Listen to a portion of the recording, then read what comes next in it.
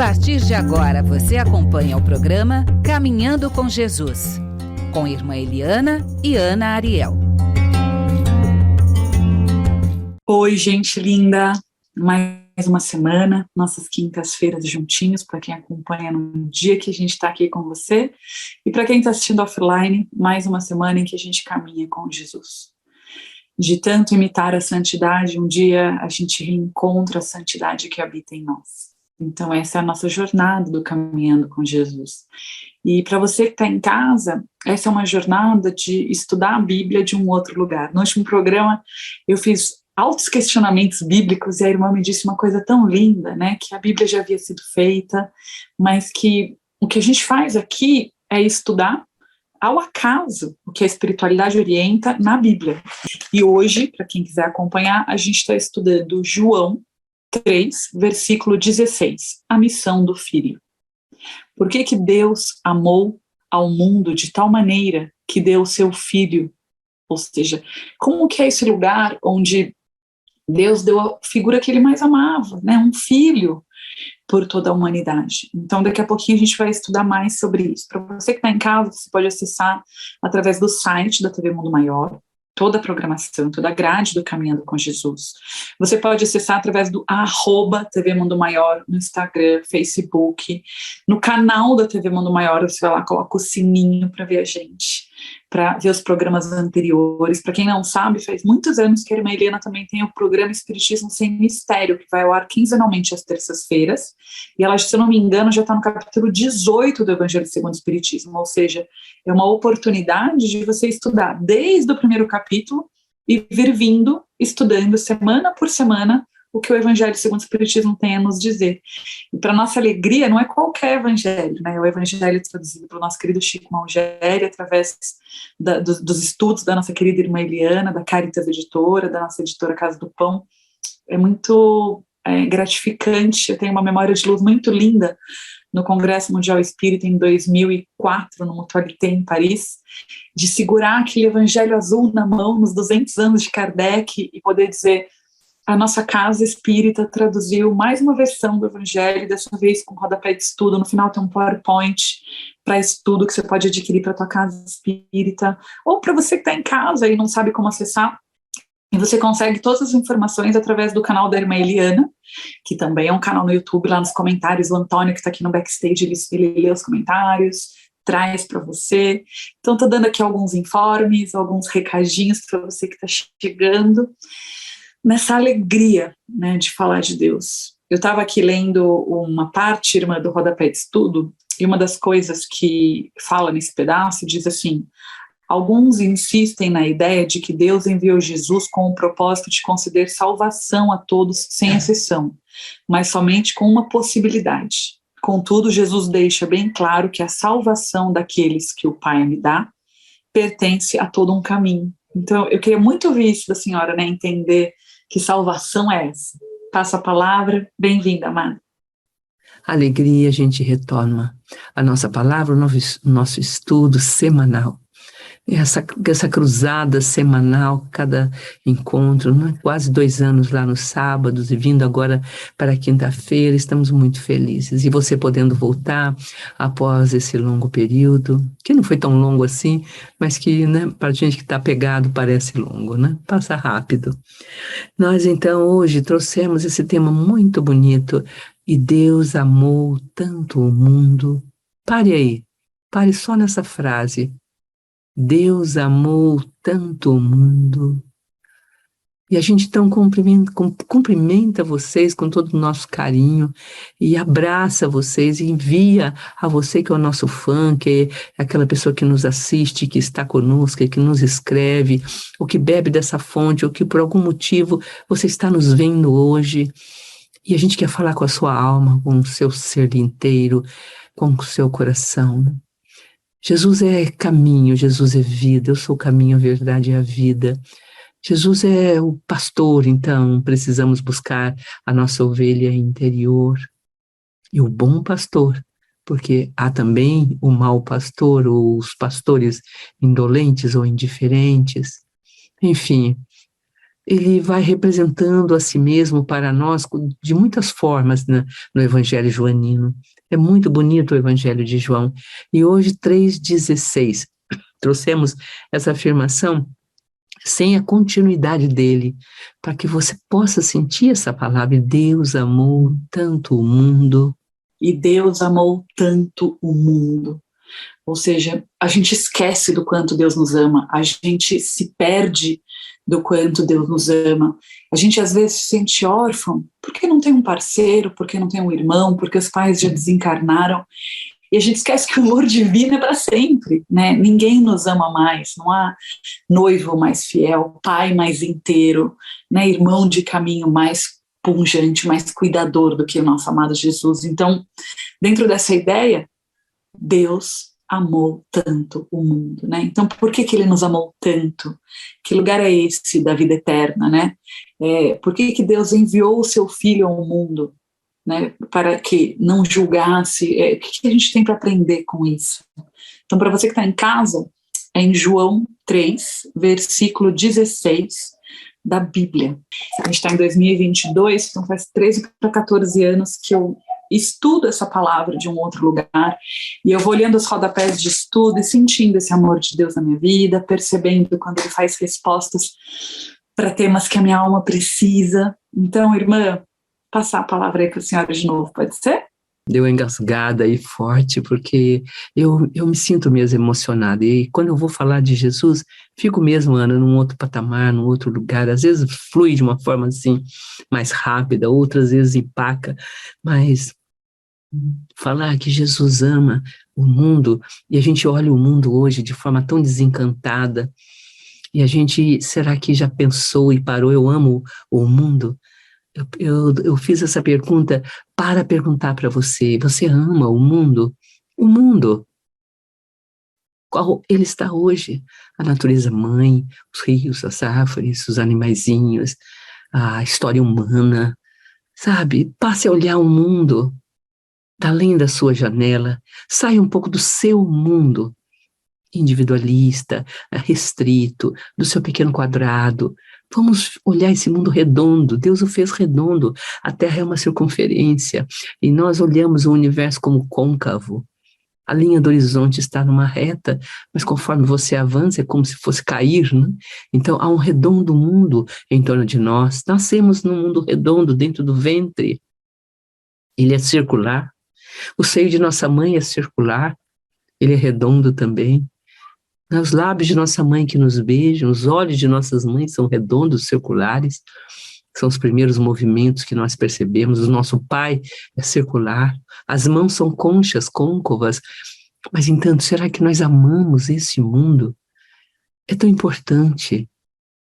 Então João complementa: Deus amou tanto o mundo que, então tem o quê? Logo depois, mas eu fiquei parada nessa só primeira frase, Anariel. Deus amou o mundo.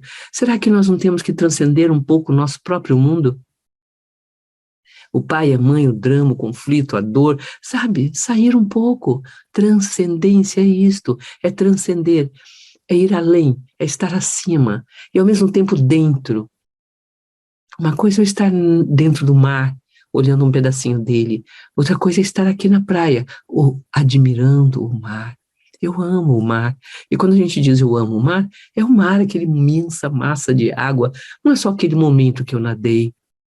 Eu acho que quando João afirma Deus amou tanto o mundo, ele está dizendo Deus amou tanto o mar, ou eu amo tanto o mar, ou tanto a montanha, eu amo tanto o jardim que eu passeei com o meu amor, eu amo tanto o jantar de amor que eu tive com o meu primeiro encontro.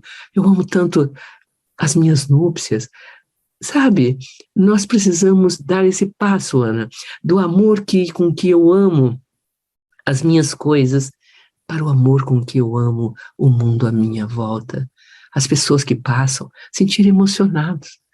Né? A raça negra tão bonita, preponderante, a raça amarela, não como as suas crianças japonesinhas, chinesinhas, taiwanesas, tão diferentes, japonesas, tão lindas, não é? Raça branca, sabe? os povos que se unem, e o que nasce dessa mistura de raças.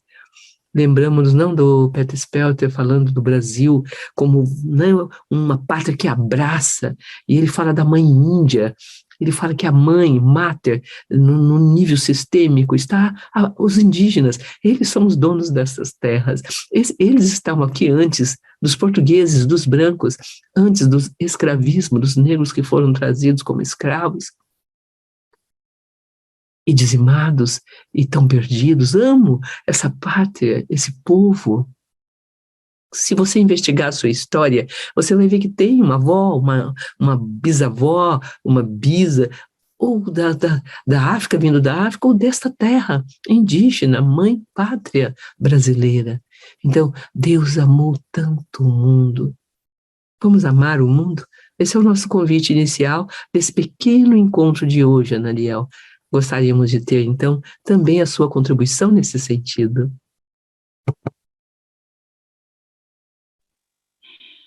Eu acho que a minha maior contribuição para você que está em casa é entender que uma criança, ela não entende que é amada por Deus se ela não vê os seus pais amando a Deus. Né? Que um filho não entende a importância de rezar, de orar, de se ajoelhar, de contemplar, de meditar, se ele não vê esse movimento em casa, né? Então eu posso falar por mim que não precisei da dor para encontrar Deus, né? A gente geralmente passa por isso, a gente para pensar, por que eu estou aqui assistindo vocês nesse momento, né? Por que eu estou buscando um canal no YouTube que fale de Jesus? Porque tem uma parte minha que está em dor, e aí eu busco esse alimento sagrado. Aí eu busco esse alimento que revitaliza, que tem, eu brinco que ele é o whey protein do espírito, né? De tanta proteína vital que tem esse lugar, né, de falar com Deus. E eu gosto dessa imagem, né, do whey protein do espírito, da alma, é como você sair mais alimentado. Pode ser um whey protein vegano para quem não come carne, tá tudo bem também. Já existe, né, todo tipo de whey. Mas é essa ideia de você receber um power, um alimento a mais. Quando você está anêmico, de alguma maneira, seja de um alimento espiritual na relação de amor homem e mulher, seja de um alimento na relação espiritual do prazer com a carreira, com o trabalho, que é uma coisa que também desanima muito, seja no sofrimento de não estar bem com seus pais, com filhos que você sonha em ter e ainda não chegaram. Então, esse vazio do tamanho de Deus que só Deus preenche, que Santo Agostinho traz, aqui está muito claro, né? Deus amou tanto o mundo, e quando ele trouxe seu filho, ele disse: eu me dou por inteiro para vocês, né? Se você perguntar para um pai ou para uma mãe que já perdeu um filho, o mais perto que eu senti isso foi um aborto espontâneo, é como um sonho que se vai, né? Então, a humanidade podia não ter caminhado na crucificação. Jesus disse, né, se eu tivesse amigos, eu não estaria aqui. E eu gosto de pensar que a nossa geração de jovens espíritos pode dizer: eu quero ser amigo, eu quero, como meus anjos lutam por mim todos os dias para permanecer na obra, na doutrina, eu quero ser o anjo na vida de algumas pessoas. Então, sempre que alguém me cerca, né, hoje eu vivi uma experiência linda, linda, linda. Eu fui renovar uns documentos e na volta eu passei rapidinho no supermercado, porque tinha acabado até o sabonete da minha casa, não dava nem para tomar banho hoje, a coisa estava triste de tanta correria. E eu vi uma senhorinha que me emocionou muito, que me lembrou a Dona Efigênia, que foi uma senhorinha que cuidou muito do Chico Xavier a vida inteira, e ela ensinou uma lição maravilhosa, que ela era quem lavava os pratos no abacateiro do Chico Xavier, e as pessoas tentando lavar os pratos no lugar dela, disse: não, não, não, Chico Xavier me deu essa posição, enquanto eu estiver vivo eu vou lavar todos os pratos, ou seja, esse lugar de gratidão, de fazer a caridade, de entender, né? Aí eu vi essa senhorinha, me emocionei, lembrei da Dona Efigênia, sabe? E me pus num lugar de muita gratidão a Deus, assim, por essa imagem. Aí entrei numa fila, das mais rápidas, porque era só um produto na mão, e tinha uma pessoa na minha frente, um jovem, e essa senhorinha encostou nele, falou alguma coisa bem baixinho para ele, e ele fez uma cara de e aí ela se virou para mim, e ela estava com 2 sacolinhas na mão, com 2, 3 produtos. E ela: oh, minha querida, desculpa, será que você poderia passar esse produto na sua compra? E eu fui passando, muito contente de poder fazer esse papel, né, que a casinha ensina pra gente, de empatia, de doar, de contribuir. E ela tinha um outro escondidinho do lado, e ela falou assim para mim: eu não quero pesar em você, Deixa, eu peço isso para uma próxima pessoa. Aí eu falei para ela, tá tarde, já escureceu, pode pôr, não vai pesar, Deus tem me deixado numa abundância tão grande que eu deixo de levar alguma coisa minha, mas leve tudo. E o meu filho, imediatamente, o Jojo, foi montando umas sacolas duplas, igual a gente faz na distribuição de alimentos, e colocando tudo dentro, começou a carregar, onde a senhora quer que eu leve? Porque na casinha a gente tem esse ritual, né, esse cuidado idoso, de levar por ele. Aí eu falei, nossa, Jesus é algo que você conhece pela pele, né? Então, hoje, nesse exemplo simples de um caixa de supermercado, eu vi um filho numa agilidade em servir aquela senhora, numa gratidão de poder ajudar aquela senhora naquele instante, da gente ser instrumento. Aí ela tentou agradecer, e o Jojo usou uma frase da irmã Eliana, que ela sempre usa, eu que agradeço a oportunidade. E ela ficou olhando assim para aquele menino de 11 anos e falou assim, que bom que a senhora passou no nosso caixa, que eu e minha mãe a gente pôde te ajudar hoje. A moça do caixa olhava, a outra pessoa de trás olhava, e a moça de trás começou a chorar emocionada, falou, nossa, meu filho eu nunca nem perceberia essa senhora. O que você faz? Quem é você? Você é de alguma igreja?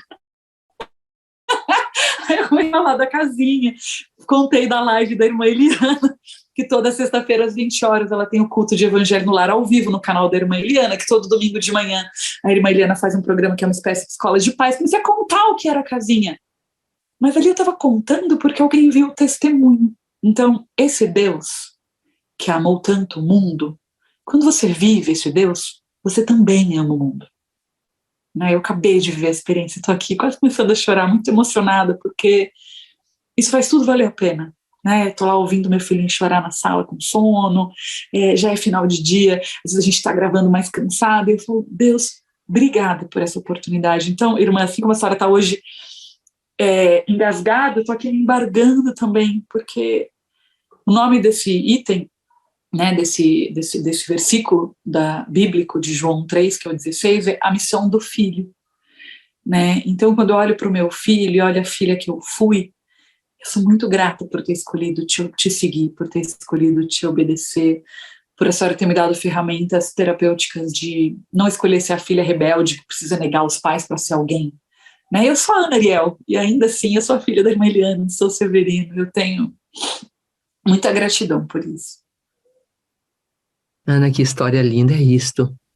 E Deus amou tanto o mundo que deu o seu filho. É isso. Quando a gente ama o mundo, a gente pensa na criação do filho como alguém que vai para o mundo, que vai encontrar amigos, que vai encontrar um amor, que vai depois ter filhos novamente, e vai ser seus netos, que vão ser bisnetos. Você tem uma visão sistêmica da vida, você tem uma visão do futuro, você não trabalha só para o presente, você trabalha junto com as coisas. E Deus, amando tanto e tão profundamente o mundo, deu Jesus. E aí vem o grande problema, não é? A grande questão que levou Jesus à crucificação, porque aqueles que esperavam o Messias, hoje vamos tratar um pouquinho dessa questão, não o reconheceram como o Messias, o enviado de Deus, para mostrar quem era Deus, como era Deus, porque ele negou tudo. E a época e a história não pôde ver e segui-lo. Ao contrário, o taxou, o chamou de demônio, o retirou das suas relações, perseguiu, fez sofrer, não é? Então, e em João, Ana, no primeiro capítulo, no versículo 18, ele afirma que ninguém jamais viu Deus. Então, como perceber essa afirmação de João lá no capítulo 3, 16? E Deus amou tanto o mundo, ora, que deu seu filho. Deus deu o filho que contou quem é o Pai, que é Deus, para que nós pudéssemos ver Deus. Então, João, no capítulo 3, na verdade, está concluindo uma afirmação que ele faz lá no versículo 18 do item primeiro. João, ninguém jamais viu Deus, ele diz lá no 18. Então, como perceber que Deus amou o mundo se ninguém jamais o viu? Mas João continua, onde eu vejo Deus? Na estrutura de uma arquitetura, no templo? Jesus mostrou que Deus não estava lá no templo, que Jesus estava no relacionamento. Quando me relaciono com os outros de forma carinhosa, ajudatória, como esse pequeno João hoje, olha, logo o João, nós estamos falando do Evangelho de João, e um pequeno João Paulo, olha o nome, né? De Jesus, olha o sobrenome desse menino, né? Esse pequeno João Paulo de Jesus trouxe Deus. Eu vejo Deus quando me relaciono com o outro de forma amorosa. Deus é amor e Ele está no amor. E quando eu me relaciono e com amor, eu vejo Deus. Então Deus veio até nós. Olha que curioso, porque quando eu vou ao templo, eu espero lá encontrar Deus sentado nos que ali se encontram. Aqui no Espiritismo, a gente vai também com essa ilusão de esperar encontrá-lo no dirigente. Nossa casa não cultiva isso, nossa casa não cultiva essa força, porque a gente viu em Chico Xavier que ele jamais cultivou a ele mesmo como um grande centro, ele se dizia o menor, a formiga que rasteja pelo planeta, que se, né, grama que se arrancada nasce outro. Na história da mulher lá, que diz que foi devorada por um leão nos martírios do circo, ele diz que era a pulga do leão, né? Ele fala, eu fui aquela pulga do leão que devorou a senhora. Para mostrar, sabe, sempre a pequenez, porque ele queria dizer o quê? Que ele também viu Deus através de Jesus, que ele também aprendeu através de Jesus a relacionar-se com os outros de forma amorosa, a dar amor, e dando amor, eu vejo Deus. Ninguém jamais viu Deus, vemos Deus quando nos amamos uns aos outros. Mente, diz João lá na frente, quem diz que ama Deus e não ama o seu próximo? Então Deus se faz visível no Filho. Ou seja, o que em nós é o Filho, Ana? As nossas obras. As nossas obras são filhas do nosso ser.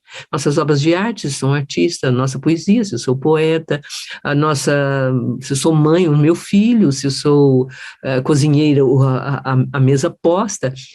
Os meus filhos, as minhas obras revelam Deus para mim nos outros. Não é lindo isso, Ana? Não é assim grandioso, deixa a gente assim num estado de alegria, assim, sem fim? Está lá no templo? Sim, eu vou ao templo. Por quê? Porque eu vou me reunir aos demais, vou cantar junto, vou escutar a palavra, vou ver outras pessoas que vão escutar, vou receber os que sofrem, que vão lá, achando que Deus está lá no templo. E lá no templo, eu aprendo que Deus está nas minhas obras e que eu preciso começar a fazê-las. Senão jamais vou encontrá-lo. Porque ele enviou o Filho dele, que foi a obra dele. Compreende? Onde está Deus?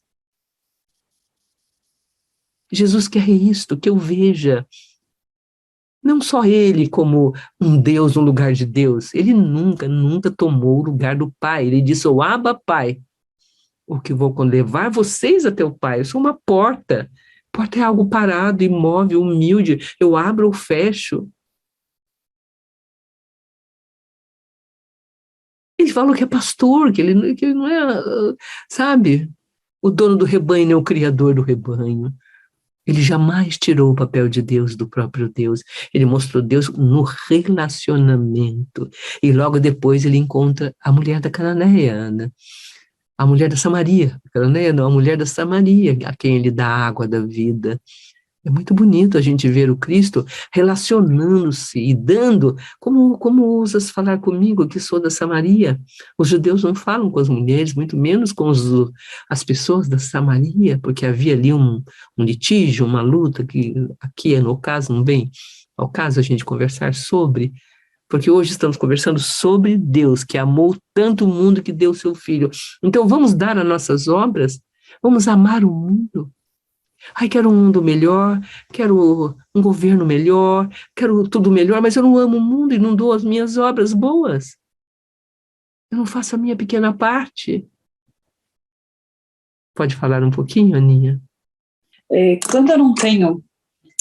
eu gosto muito de uma imagem que o Hellinger traz do dar e tomar, que, na verdade, na tradução, quando a gente passa do inglês para o alemão, é o I take it, que não é dar e tomar, é dar e pegar. Né? Então, para eu pegar com as mãos e sentir esse Deus que eu não vejo, eu preciso tocar os pequeninos, né? Eu preciso tocar aqueles que Deus enviou para o meu caminho. Então, seja uma funcionária que você ajuda a família inteira dentro de casa, seja a moça da fila, o moço do farol, Deus vai colocando oportunidades no nosso caminho de fazer o bem. E eu falo isso em todos os aspectos, tá? Desde para pessoas com a riqueza material, e aí o que você tem que dar é o seu tempo, o seu carinho, a sua oportunidade de caminho com Deus, como material para as pessoas mais humildes no sentido financeiro, mas Deus coloca pessoas, né? Então, sempre que alguém chega no meu caminho, o Paulo usa uma expressão, meu marido, ele fala assim, que eu me esgarço, assim, que eu me abro, né? Abro o coração e falo, vem. E se a pessoa não fica, eu também deixo ir. Por que eu deixo ir? Porque no dar e tomar, ou no dar e pegar, se o outro não tem para devolver e ele está satisfeito, ele vai para a raiva, para a inveja, para a vingança. Então, o que eu vejo muito, irmã, das pessoas que não estão dando, é uma criança muito ferida, né? Pelo menos no processo terapêutico, quando eu estou clinicando no consultório, quando eu estou em grupo atendendo as sanações, eu sinto que são pessoas que vão se empedrando, né? Porque a gente tem aí uma janela dos 0 aos 2 anos para as crianças, para os espíritos irem chegando e nessa amassadura de alma estarem doces e bons, e aí eles vão se endurecendo para sobreviver nesse planeta escola, para se sentirem vistos e amados. Então, o que eu mais tenho visto é que o torna-te criança para entrar no reino dos céus, se eu fosse traduzir no processo terapêutico, seria cuida da tua criança interior para entrar no reino dos céus, né? Perdoa a si mesmo porque você era só uma criança, honra os seus pais porque eles te deram a vida e eles foram os pais que eles puderam ser e tá tudo bem. Então é esse lugar que faz com que o meu adulto passe a olhar para Deus de um lugar de gratidão e então tomá-lo para si. Eu fiz essa jornada interna, né, de entender qual era a minha responsabilidade de ser filha da irmã Eliana, ser filha de São Severino, qual era o meu papel no mundo. E eu bati a cabeça muitas vezes para entender qual era o meu papel na humanidade, mas eu tinha uma regra interna. Eu brinco que igual no casamento homem e mulher, o casal tem que ter uma regra, né? Não importa se brigou, dorme na mesma cama, nada de um ficar no sofá, né, aquela coisa de casado, então termina o dia juntinho. A relação com Deus tem que ser assim, você tem que terminar o dia com Ele na sua cama, você tem que terminar o dia com a sua oração, você tem que terminar o dia lembrando que você está vivo e é grato a Deus, e nem sempre isso é fácil. Tem dias difíceis, tem dias que a gente quase esquece o amor de Deus, e em geral são nesses dias que a gente mais sente falta, e mais precisa de fé, e mais precisa de mantra, mais precisa de oração, mais precisa de Deus, mais precisa desse alimento espiritual. Então eu acredito, respondendo aí a pergunta, né? Então, se eu não dou, o que acontece? Acontece que você entra no campo da ingratidão. Que na constelação familiar, a gente chama do movimento do excluído, né? E o movimento excluído pode ser eu que excluo o outro, pode ser o outro que se exclui. Mas ele fica fora do campo, então ele perde a força. E ao mesmo tempo ele se torna uma sombra muito negativa. A gente faz isso às vezes com a nossa vida. A gente não quer pertencer, mas a gente se torna aquela sombra pesada na vida, né, da família, a ovelha negra. O que é essa pessoa ingrata, vista de fora como ingrata? Ela é um farol dizendo, aqui tem coisa errada, vamos olhar para isso. Né? Não existe esse lugar de à toa. Tem uma dor embaixo para ser vista. Então é assim que eu vejo, irmã. Não sei se eu contribuí nesse sentido de explicar um pouquinho sobre as pessoas que não sabem dar. E as pessoas que não sabem dar, Ana, né, e que não sabem pegar, elas ficam então paralisadas no percurso divino. São aquelas pessoas que, né, estão no limite entre a luz e as trevas. Ora ela se projeta na luz, ora nas trevas. E esse jogo entre luz e trevas vai desgastando, o tempo vai, sabe, proporcionando, até que vem experiências mais dolorosas. Que então, ali, de frente a essa experiência, eu posso começar a minha reforma. Teresa de Calcutá dizia isso. Eu não sou responsável pela conversão das pessoas.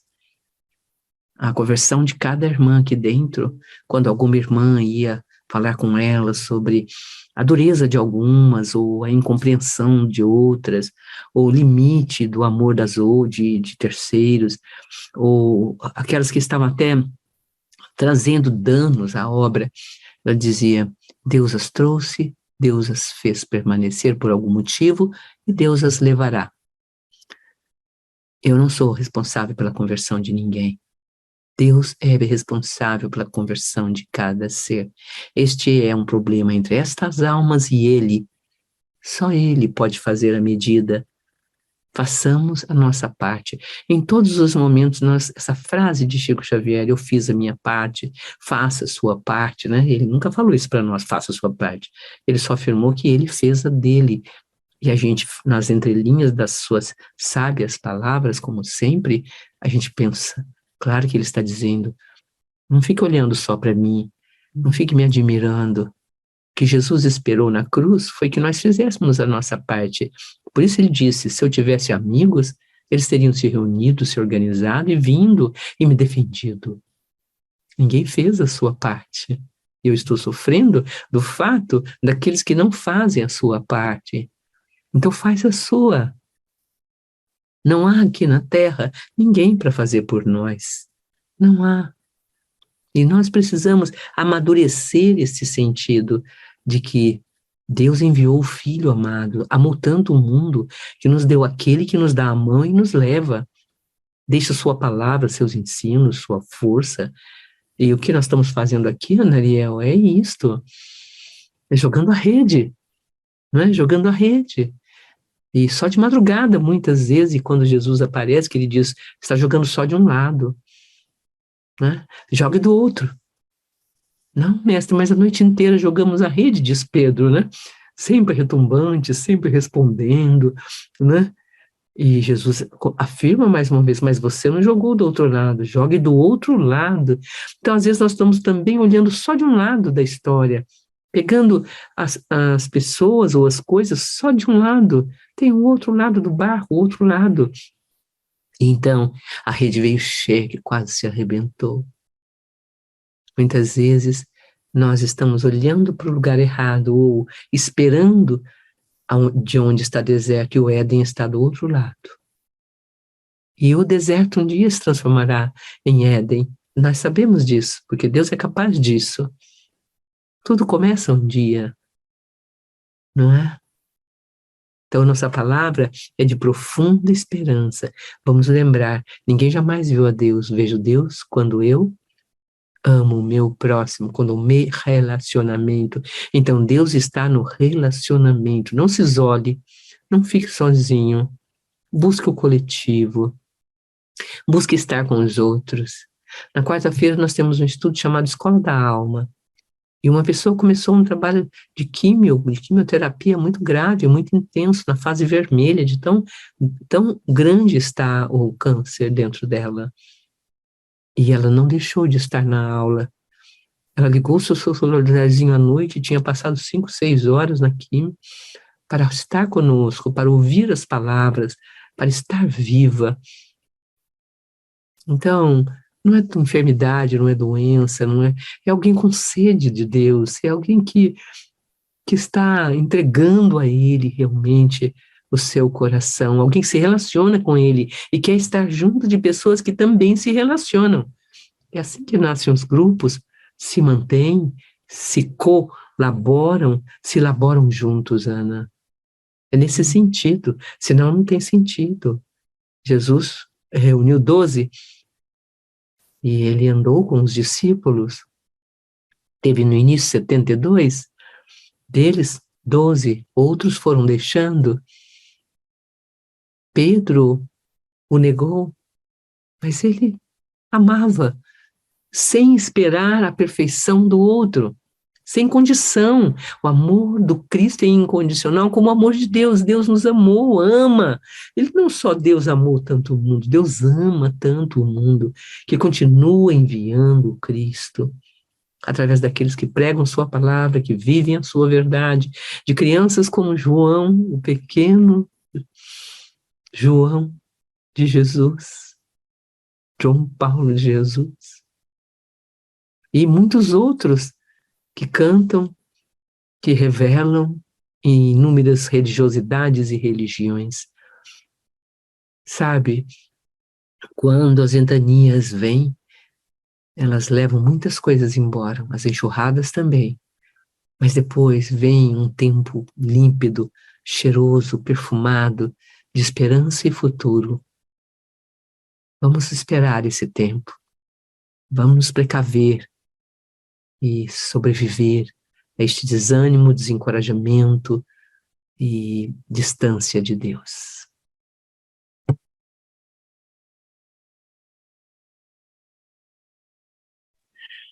Nossa, irmã, tô aqui emocionada. Não sei, eu perdi a noção do tempo. Quanto tempo a gente ainda tem? Fiquei aqui mexida, estava relendo um pouquinho a Bíblia, anotando algumas coisas, né? Quem nele crê não é julgado, e o que não crê já está julgado, porquanto não crê no nome do Filho de Deus. Eu estava aqui pensando nessa passagem, né, que muitas dessas coisas a gente não vê mesmo, né? Muitos desses ensinamentos, eles chegam sem que a gente possa vê-los, e a prática de caridade, a senhora deu aqui o exemplo, né, dos 12 apóstolos, que não precisam estar na perfeição, né? Jesus amou os seus discípulos na imperfeição, e eu estava aqui pensando nesse projeto, né, da Escola Emmanuel, do quanto Deus me ama na minha imperfeição e nesse meu lugar de papagainho que repete a palavra de Deus, que é um papel tão gostoso, tão quentinho, né? Então, queria contribuir deixando isso, que a gente fique esperando a perfeição para falar de Deus, para abrir uma casa espírita, para abrir um grupo de jovens, para abrir um trabalho de caridade, e a gente pode fazer da nossa imperfeição, que está tudo bem. Então me veio esse sentimento, sabe? De cuidar um pouco, né, desse lugar onde a gente não vai ser julgado simplesmente porque a gente crê. Esse é um estado de fé muito bonito, né? Simplesmente crer. Eu não preciso ver o crente, ele simplesmente crê. O que é o crente? É aquele que crê em Deus, que crê no invisível, que crê no sagrado, que crê em algo que alguém disse a ele, né? Os pregadores, os discípulos, aqueles que clamam, que louvam, que cantam. O que essas almas estão fazendo na Terra? Falando desse Deus. Então, irmã Eliana, linda, passo a palavra para a senhora, que a gente possa ir finalizando aí o programa e trazendo, né, para mais perto esse lugar tão bonito. Pelas minhas contas, a gente está no ar há uns 36 minutos, não sei se eu estou certa no relógio. E não sei se ela vai fazer alguma prece, concluir o raciocínio, se quer que eu leia biblicamente o que está escrito, me dá uma orientaçãozinha aí. Aninha, vai fazer 38 minutos, mais ou menos, tirando aquele comecinho, né, uns 36, 37. Aí eu esqueço, né, que é 45 minutos, né, já estamos chegando no 40, né, você tem razão, estamos chegando ao final. Olha aí, a gente nem percebeu, né, tanto amor, tanto carinho, estamos pertinho aí da prece, né.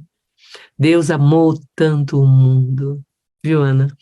E que deu o seu Filho. Então, nossas obras vão aparecendo devagar.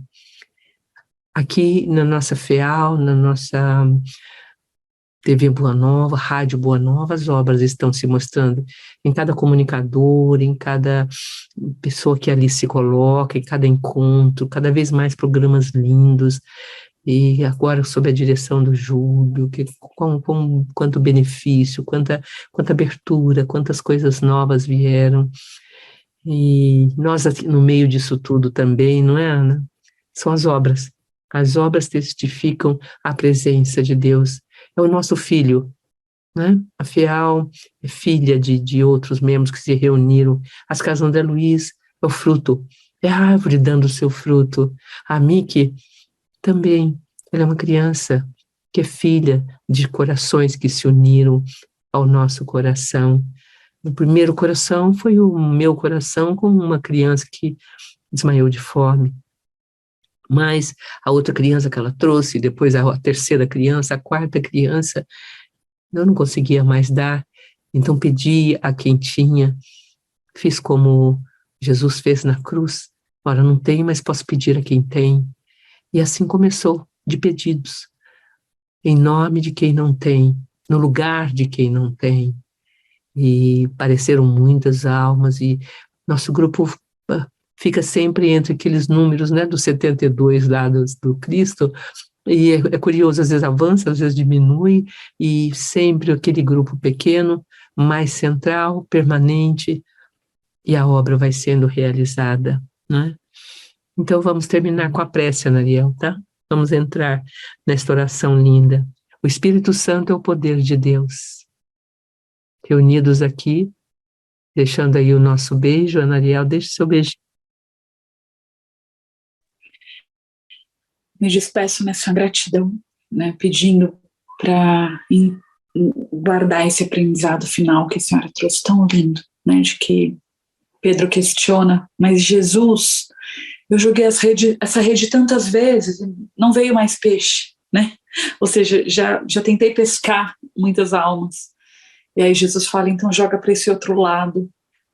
Então, às vezes a gente fica muito preso naqueles que não têm ouvidos de ouvir, não têm olhos de ver, não estão prontos, precisam viver o deserto para chegar no Éden, enquanto tem outros sedentos e famintos, né? E a rede precisa ser jogada para esse lado.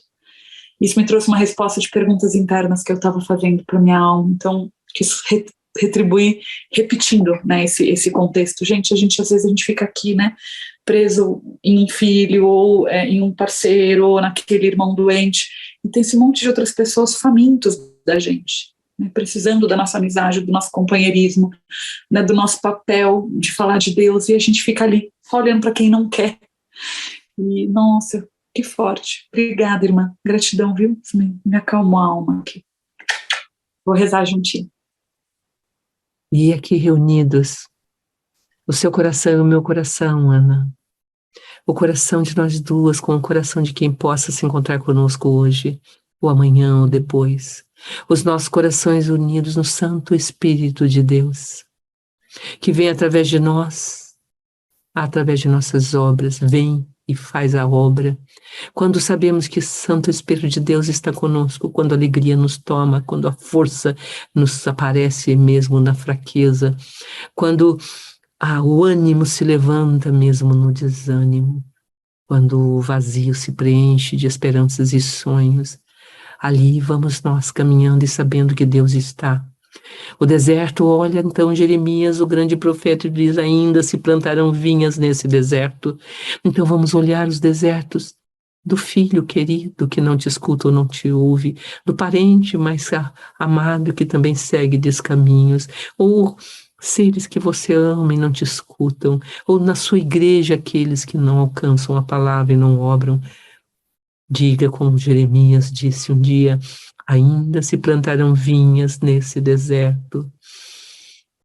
Quem somos nós para saber? Cuidemos de nós, da nossa pequena vinha, da nossa pequena árvore, dos nossos ramos. Reguemos com oração, confiança contínua, ligados a Jesus, na prece, na oração, na obra de amor, para que nós possamos dar os frutos de benemerência necessários àqueles que vêm até nós. Não deixemos que mutilem a nossa árvore, que cortem nossos ramos, que destruam nossas folhagens verdes, nossas flores perfumadas. Não deixemos, nem o ócio, nem o vazio, nem o desânimo, nem as porquês da vida, nem as lutas. Vamos pôr à frente o barco, à frente a vela, o mastro, nosso Senhor Jesus à frente. Com Ele nós vamos abrindo, enfrentando as correntes, arrebentando-as, cortando-as, limpando-as e trazendo a mensagem, a palavra de Deus. Ó Pai, Santo Espírito de Deus, toca minha face, Senhor, ilumina meus olhos, meu pensar, escolhe meus ouvidos para ouvir, meus lábios para falar, Senhor. Senhor, cura minha garganta, meu coração, meu corpo, cura-me de mim, Senhor. Cura-me de meus limites, Senhor. Cura-me de meus medos, minhas fragilidades, de meus prantos, muitas vezes sem motivo. Ó Deus, que amou tanto o mundo, que deu o seu Filho para nós, as suas obras para nós, e este Filho continua unindo-nos em torno dele, que foi por amor, Cristo amado, ungido de Deus em nós, caminhando com ele, até ele. Boa tarde. Rede Feal, Casas André Luiz, queridos irmãos do caminho, beijos e gratidão por existirem e nós estarmos aqui.